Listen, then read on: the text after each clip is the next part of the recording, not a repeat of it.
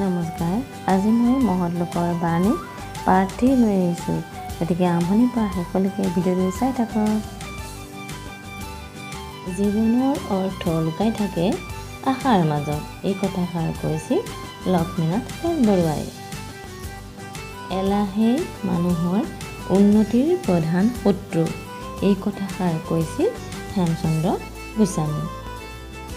সত্যই ঈশ্বৰ, ঈশ্বৰেই সত্য, এই কথাষাৰ কৈছিল মহাত্মা গান্ধী।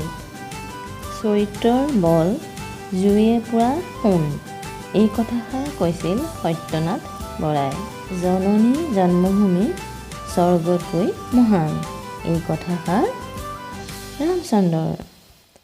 সত্যই মহান ধৰ্ম, ইয়াতকৈ ডাঙৰ একো নাই, এই কথাষাৰ মহাভাৰতত আছে।